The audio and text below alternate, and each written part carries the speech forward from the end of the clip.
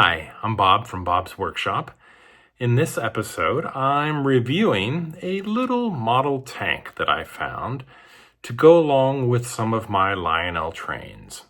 The tank is in 1/43rd scale, which is pretty close to the 1/48th scale of O-gauge trains, and I like this tank a lot. So, here is my review of a 1/43rd scale die-cast Tiger 1.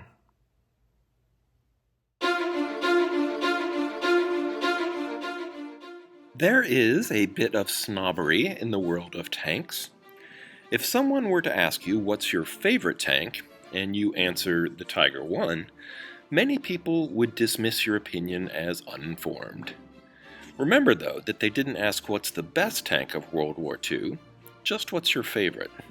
And I'll stand by the Tiger 1 as my all-time favorite, and that's primarily because of the movie Kelly's Heroes. That's a little bit ironic, though, because it's not an actual Tiger 1, but rather a Russian T-34 done up by the Yugoslavs to look like a Panzer VI. They did a really good job with the turret, but the road wheels and tracks give it away.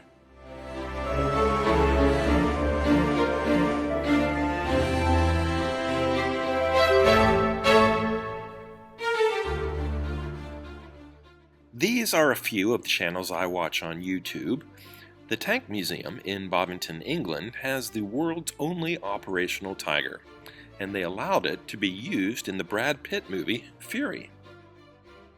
But Mr. Hughes is my all-time favorite. They're also in England, and they mix humor with ingenious ways to get tanks running again. They're worth checking out.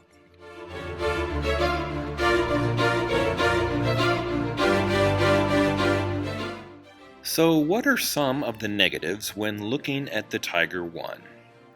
It weighed 54 tons and was powered by a Maybach V12 that put out 690 horsepower. So maybe it was a little underpowered. It was also a very complicated design that took a long time to manufacture, and the overlapping road wheels could freeze solid if mud or ice were allowed to accumulate. But maybe the biggest drawback was the price. In 1941 US dollars, it cost the equivalent of $100,000 for one Tiger tank.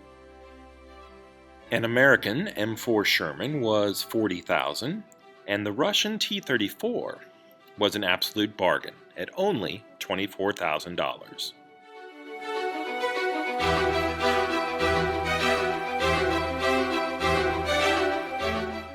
Another factor that limited the Tiger's success was the relatively small number made.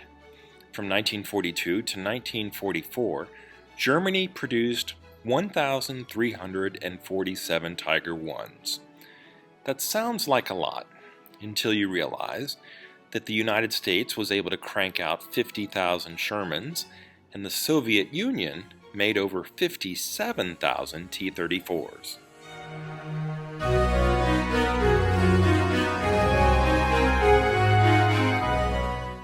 A few years ago, I discovered that die-cast vehicles of World War II were being made in 1/43rd scale.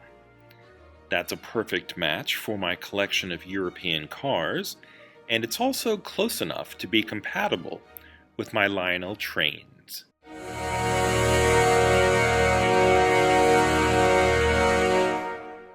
This 1/43rd scale Tiger is die-cast, at least the hull. So it's pretty heavy, but I think the turret and many other detail parts are plastic. It's a late production Tiger from Motor City Classics, and it has the steel road wheels and the Commander's cupola that are two major visual differences from an earlier model. Its markings indicate that it's Tank 312 from Heavy Tank Division 505, that was fighting in Poland during 1944. The turret and gun barrel are really the only moving parts. I like the MG42 on top, but it's very delicate, and so I'm careful when I'm around it. I don't know how I could possibly glue that back on. The tow cables, shovel, and the other tools are molded onto the hull and painted like they should be. If that was done by hand, then I'm really impressed, because the lines are very crisp and sharp. The track detail could be a little better, but it's still pretty good. Overall, I really like this model. My first choice would have been an earlier Tiger one with the different road wheels and painted in Panzer gray, but it really wouldn't be too hard for the manufacturer to make those changes in the future, so I'll keep hoping.